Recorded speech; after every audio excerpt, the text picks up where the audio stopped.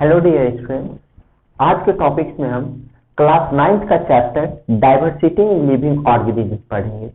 Students, जैसा कि हमने क्लास 9th का पहला chapter cells the fundamental unit of life पढ़ाया।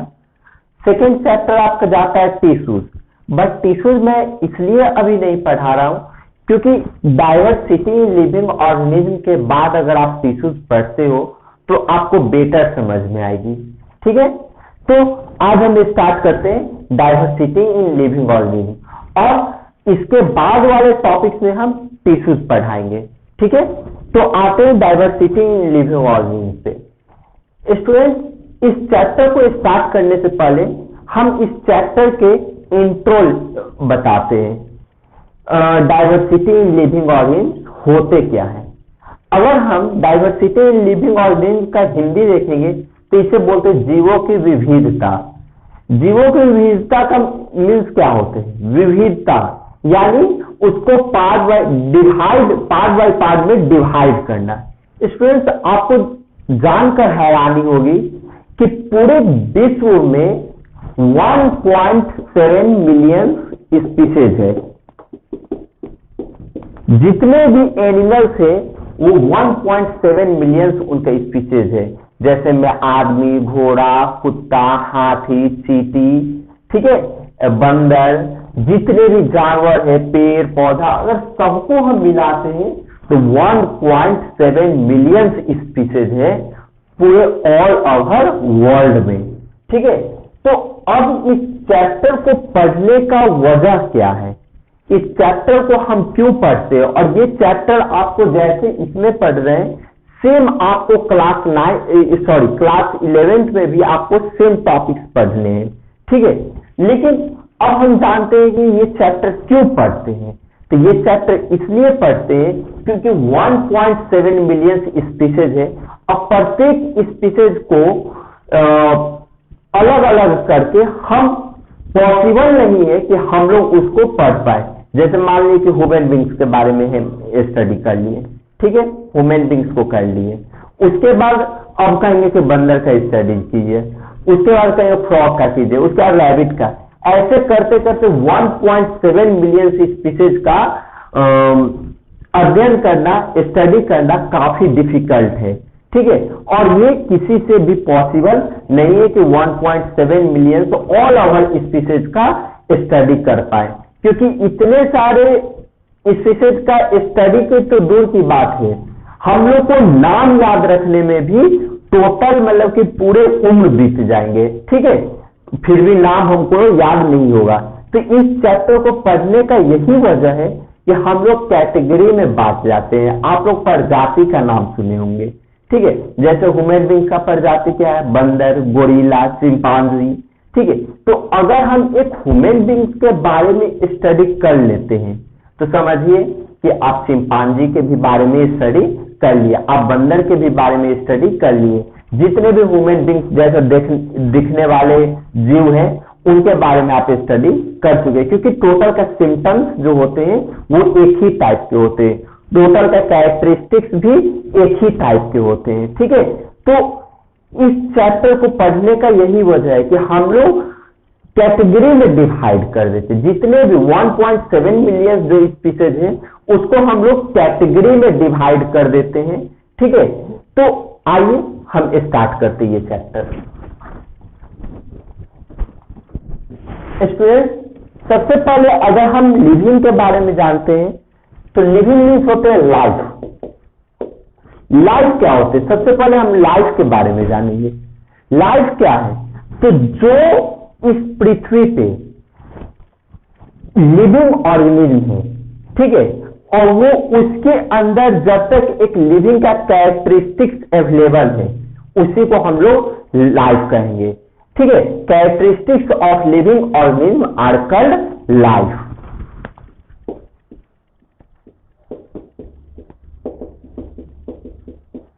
Characteristics of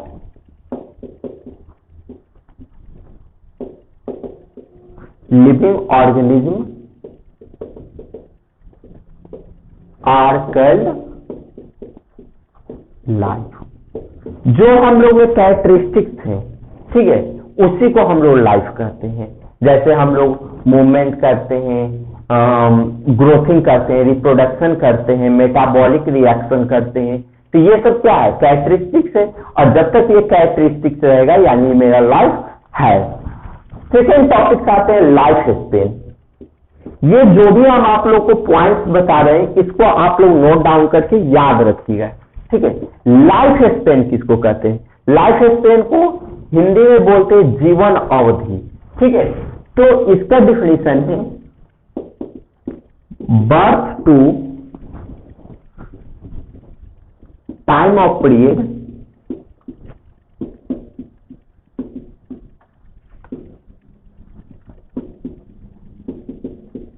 birth to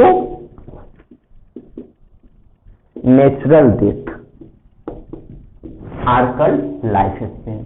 time of period birth to natural death. देखिए हम डायरेक्ट डेथ नहीं लिखे, नेचुरल डेथ मीन्स जन्म से लेकर, अब जन्म तो सबका नेचुरली ही होता है, ठीक है।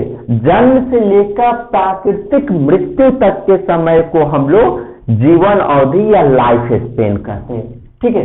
बर्थ से लेकर प्राकृतिक मृत्यु। अब ये प्राकृतिक मृत्यु क्या है?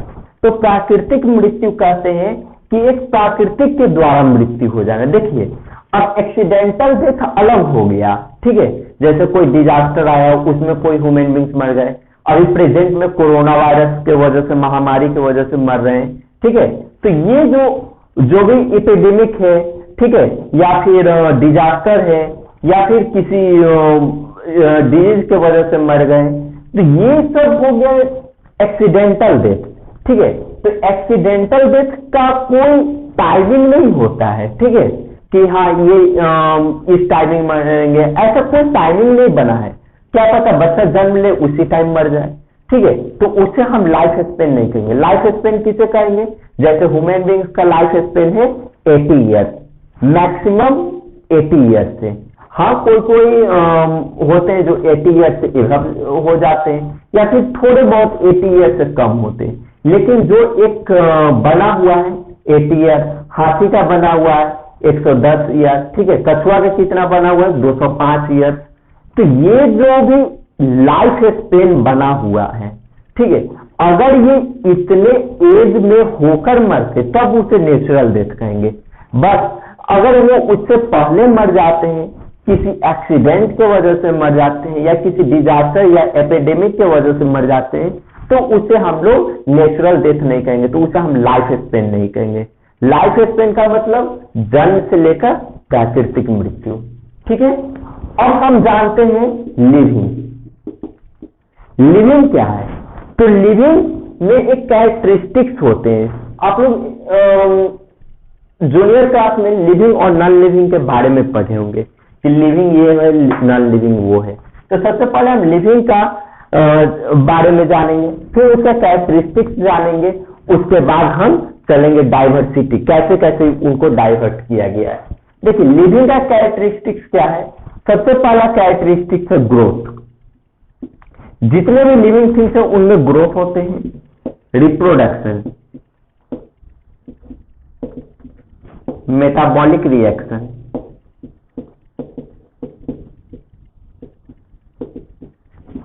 सेलुलर ऑर्गेनाइजेशन,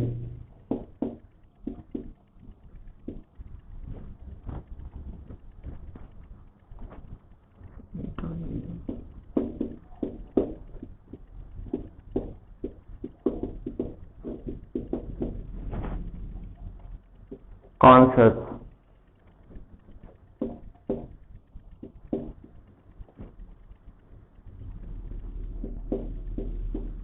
कॉन्शियसनेस या कॉन्शस भी बोल सकते हैं इसको। उसके बाद death. Growth, reproduction, metabolic reaction, cellular organisation, consciousness और डेथ। ग्रोथ क्या है? जो हम लोग बढ़ते हैं उसको ग्रोथ कहते हैं। रिप्रोडक्शन, बच्चे को जन्म देना। मेटाबॉलिक रिएक्शन, हमारा फूड ब्रेकडाउन होकर उसका एनर्जी मिलता है, उसे हम लोग मेटाबॉलिक रिएक्शन कहते हैं। Cellular organisation, all living organism are made up of cell. Consciousness, जितने भी लिविंग्स हैं उनके अंदर एक कॉन्शियस होते हैं, ठीक है ना, उनके अंदर एक फीलिंग्स होते हैं, ठीक है, जिसके वजह से वो हर किसी को जान पाते हैं। बट इसका एक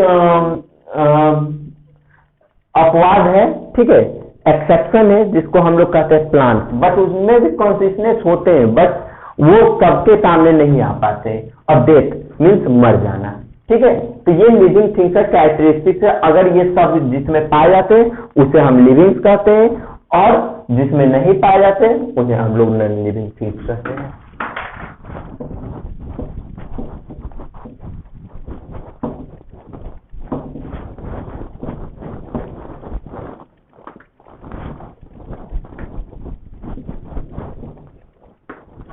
अब स्टूडेंट्स हम लोग आते हैं कि डाइवर्सिटी लिविंग ऑर्गेनिज्म में हम लोग कैसे सभी जीवों को बांटते हैं, ठीक है। तो देखिए, बांटने के से पहले एक हम जान लेते हैं कि ये इसकी स्टार्टिंग कहाँ से हुई, ठीक है, और इसे सबसे पहले करना कौन स्टार्ट किए थे और कैसे कैसे ये बांटते चले गए, ठीक है। सबसे पहले हम एक बात कर रहे हैं सिस्टमा नेचर की बुक की।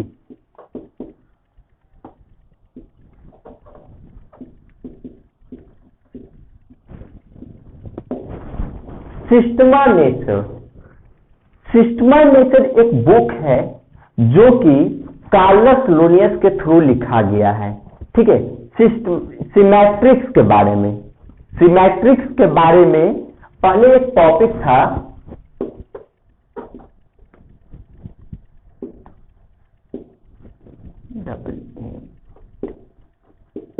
सिमेट्रिक्स, सिमेट्रिक्स के बारे में एक टॉपिक था, बट आगे चलते कार्लस लिनियस ने, इसके बारे में हम बाद में बताएंगे सिमेट्रिक्स क्या टॉपिक है, ठीक है। अभी हम सिस्टमा नेचर के बारे में जानते हैं। तो सिमेट्रिक्स एक टॉपिक था जिसको हम लोग डिटेल से पढ़ते थे, बट बाद में चलकर कार्लस लिनियस ने एक बुक लिखा जिसका नाम था सिस्टमा नेचर, ठीक है। इस बुक में उन्होंने दो चीज के बारे में बताया। पहला चीज था टैक्सोनॉमी और दूसरा था इवोल्यूशनरी रिलेशनशिप।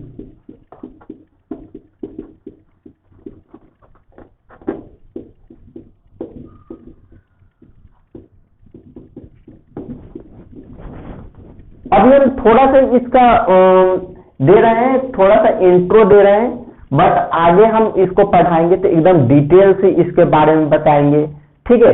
अभी हम बस ऐसे ही इंट्रो दे रहे हैं, ठीक है। बस इसको याद रखिएगा, आगे इसका बहुत जरूरी पड़ेगा। टैक्सोनॉमी और इवोल्यूशनरी रिलेशनशिप और सिमेट्रिक्स, पहले ये तीनों अलग अलग टॉपिक्स थे, बट कार्लस लिनियस ने क्या किए कि सिस्टमा नेचर एक बुक लिखे जिसमें टैक्सोनॉमी और इवोल्यूशनरी रिलेशनशिप दोनों को इसी टॉपिक्स में ऐड कर लिए। ये बुक्स किस चीज में काम आते हैं, क्यों पढ़ते हैं और इसका डाइवर्सिटी से क्या रिलेशन है, ठीक है। तो आज हम वो जानेंगे, उसके बाद हम आगे चलेंगे। ऐसे तो हम इसका इंट्रो दे रहे हैं, बाद में और डिटेल से इसके बारे में बताएंगे। देखिए, सिस्टमा जितने भी जीव हैं, ठीक है, जितने भी जीव हैं उनका आप लोग प्रजाति का नाम सुने होंगे। वो प्रजाति कैसे बनते हैं, उसमें सबसे पहले टैक्सोनॉमी होता है। तो टैक्सोनॉमी में तीन काम होते हैं। सबसे पहले हम लोग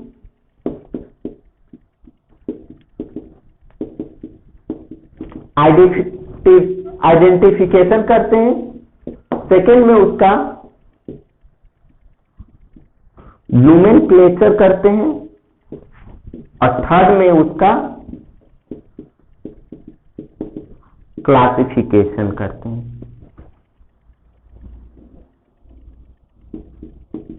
ये तीन काम करते हैं। इवोल्यूशनरी रिलेशनशिप में सिर्फ इवोल्यूशनरी रिलेशनशिप होते हैं। आइडेंटिफिकेशन कैसे करते हैं, जैसे हम एक एग्जांपल दे रहे, जैसे हम जंगल में गए, एक हमको नया प्रकार का जीव मिला, ठीक है, जिसके बारे में हम कुछ जान नहीं रहे हैं। तो सबसे पहले हम उसका क्या करेंगे, आइडेंटिफिकेशन करेंगे।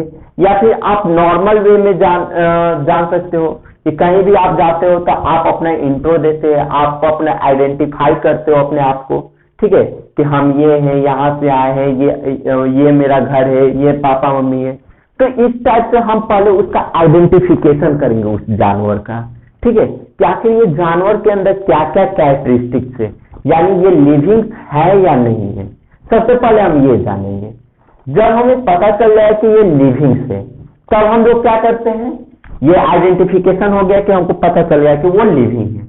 उसके बाद हम लोग नोमेनक्लेचर करते हैं। नोमेनक्लेचर क्या है? साइंटिफिक नेम ऑफ आर्कल नोमेनक्लेचर।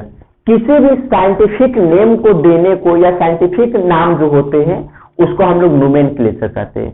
देखिए, हमारे घर में जो बच्चे जन्म लेते हैं उसको हम लोग कुछ भी नाम रख देते हैं, बट साइंस ऐसा नहीं करता है। साइंस कोई भी नाम रखता है उसके कैरेक्टरिस्टिक्स के अनुसार, ठीक है। जैसे ह्यूमन बींग्स को ऐसे ही नाम नहीं रख दिया है। अगर साइंस इसको नाम रखा है ह्यूमन बींग्स, तो इसके पीछे रीजन है, ठीक है। अगर हम लोग मंकी को मंकी कहते हैं तो उसके पीछे भी रीजन है, ठीक है। एंट को एंट कहते हैं तो उसके पीछे भी रीजन है। तो साइंस रीजन और कैरेक्टरिस्टिक्स दोनों को देखते हुए नोमेनक्लेचर करते हैं, ठीक है। उसका नाम रखते हैं, नामीकरण करते हैं, उसी को हम लोग नोमेनक्लेचर करते हैं। उसके बाद उसको क्लासिफिकेशन करते हैं। क्लासिफिकेशन अभी हम डाइवर्सिटी में बताएंगे कि कैसे क्लासिफिकेशन करेंगे, ठीक है। उसके बाद हम लोग इवोल्यूशनरी रिलेशनशिप बनाएंगे, यानी प्रजाति। प्रजाति कैसे बनता है, एक छोटा सा आपको हम एग्जांपल देते हैं। जैसे यहाँ पे हम नया टाइप का जो जीव हमको मिला था वो था मंकी, ठीक है। मंकी का सबसे पहले हम आइडेंटिफिकेशन किए कि अच्छा ये लिविंग है, ठीक। सेकेंड में हम लोग उसका नोमेनक्लेचर कर दिए, उसका मंकी का लिख दिए, ठीक है ना। मंकी बंदर, मंकी उसका नाम दे दिए, ओके। थर्ड में उसको क्लासिफिकेशन कर दिए। क्लासिफिकेशन बताएंगे कि कैसे 5 कैटेगरी में बांटते, किंगडम 5 है उसमें हम लोग बांट दिए, ठीक है। अब मंकी को क्या करते हैं, हम लोग प्रजाति में मिलाएंगे कि आखिर ये किस प्रजाति के हैं। तो अगर हम एनिमल्स किंगडम में देखेंगे तो एनिमल्स किंगडम में फिश भी आते हैं और ह्यूमन भी आते हैं, ठीक है। तो हम दोनों को रख दिए। अब मंकी के पास 2 आईज है, बिल्कुल है। फिश के पास भी 2 आईज है, 2 आईज, और ह्यूमन के पास भी 2 आईज है। एकदम तीनों का मिल गया characteristic. Second, live on land, live on land. Monkey एकदम लैंड पे रहते हैं। फिश को अगर लैंड पे रखा जाए तो क्या होगा, मर जाएगा, यानी ये लैंड पे नहीं रहते हैं। ह्यूमन लैंड पे रहते हैं।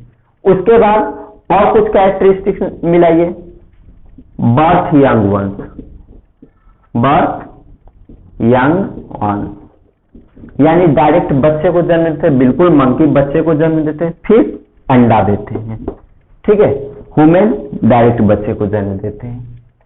अब आप इसमें जो सबसे ज्यादा कैरेक्टरिस्टिक्स देख रहे होंगे कि मंकी और ह्यूमन का मिल रहा है, फिश के साथ बहुत कम कैरेक्टरिस्टिक्स मिल रहा है।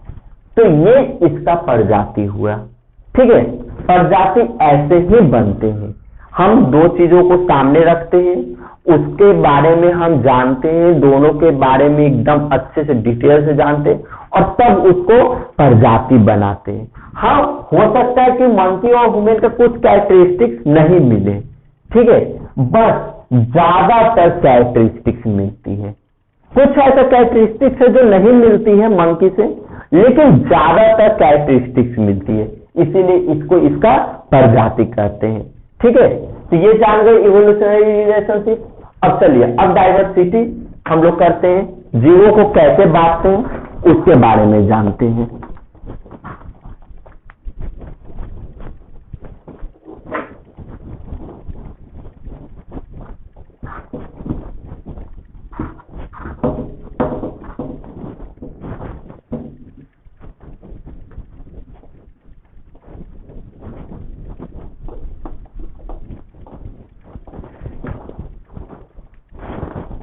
चलिए, अब हम लोग डाइवर्सिटी करते हैं।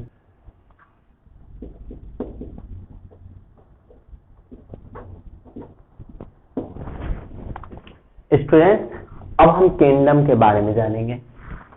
किंगडम जितने भी जीव हैं उन सभी को हम लोग किंगडम में बांटते हैं, ठीक है, मतलब टोटल जीव को हम लोग किंगडम बोलते हैं। अब उसे हम लोग कैटेगरी बाय कैटेगरी डिफाइन करते हैं। अब हम जानते हैं कि कैसे कैसे कैटेगरी में हम लोग डिफाइन किए थे। देखिए, सबसे पहले किंगडम में दो कैटेगरी में हम लोग जीव को बांटे। वो दो कैटेगरी है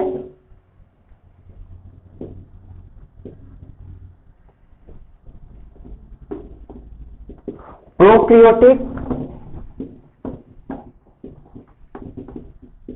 यूक्रियोटिक। आप लोग सेल चैप्टर में प्रोक्रियोटिक और यूक्रियोटिक के बारे में जाने थे। प्रोक्रियोटिक सेल जिसका न्यूक्लियस वेल डिफाइन नहीं होते, जो अनडेवलप्ड जीव होते, और यूक्रियोटिक जिसका न्यूक्लियस वेल डिफाइन होते, जैसे कि ह्यूमन बींग्स हो गए, और भी बहुत सारे जीव हैं जिनके अंदर न्यूक्लियस वेल डिफाइन होते हैं। तो सबसे पहले हम लोग किंगडम को दो कैटेगरी में बांटे, प्रोक्रियोटिक सेल और यूक्रियोटिक सेल। जो प्रोक्रियोटिक सेल से बने रहते हैं उसको हम लोग कहते हैं मोनेरा, ठीक है। जो जीव प्रोक्रियोटिक सेल से बना हो उसको हम लोग मोनेरा किंगडम में रखते हैं, ठीक है। मोनेरा किंगडम में प्रोक्रियोटिक सेल से बना हुआ जो जीव अनडेवलप हो और जो जीव यूनिसेलुलर हो। यूनिसेलुलर एक कोशिका से बना हो, प्रोक्रियोटिक सेल हो, अनडेवलप हो, उसको हम लोग मोनेरा में रखते हैं। ऐसे बहुत सारे जीव हैं, जैसे वायरसेस हो गए, ठीक है, कुछ बैक्टीरिया होते हैं जिसको हम लोग मोनेरा किंगडम में रखते हैं। यूक्रियोटिक सेल में बहुत सारे जीव आते हैं जो कि जिसका न्यूक्लियस वेल डिफाइन होते हैं, जैसे ह्यूमन बींग्स हो गए, और भी जानवर सब हो गए, बैक्टीरिया बहुत सारे होते हैं, अमीबा होते हैं, ठीक है। तो अब यूक्रियोटिक सेल में तो बहुत सारे जीव हो जाते हैं, तो उसको भी हम लोग दो कैटेगरी में बांटते हैं। सबसे पहले बांटते हैं यूनिसेलुलर और दूसरा बांटते हैं मल्टीसेलुलर।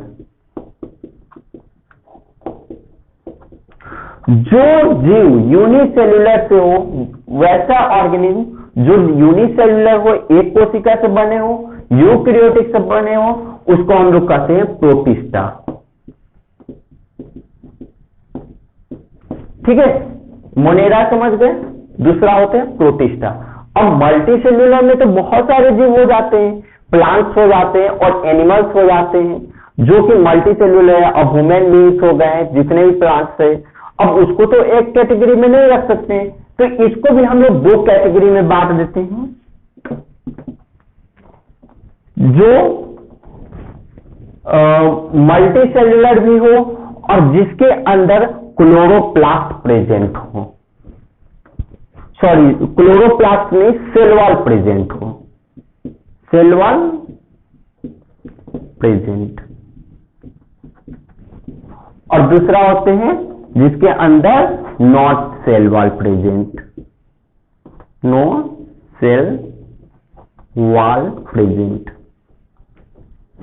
अब जिसके अंदर सेल वॉल प्रेजेंट है उनको हम लोग क्या बोलते हैं? प्लांट बोलते हैं, क्योंकि प्लांट ही एक ऐसा जीव है जिसके अंदर सेल वॉल प्रेजेंट होते हैं। सेल चैप्टर में हमने सेल वॉल के बारे में पढ़ाया था। गॉड के द्वारा एक सेल वॉल दिया हुआ रहता है जिसके वजह से उनको आउटर जितने भी ऑर्गेनिज्म है उससे उनको प्रोटेक्शन मिलती है। और जिनके अंदर नो सेल वॉल, जिसके अंदर सेल वॉल नहीं होते हैं, ठीक है ना, एब्सेंट होते हैं, ठीक है, तो उसको हम लोग क्या बोलते हैं? एनिमेलिया।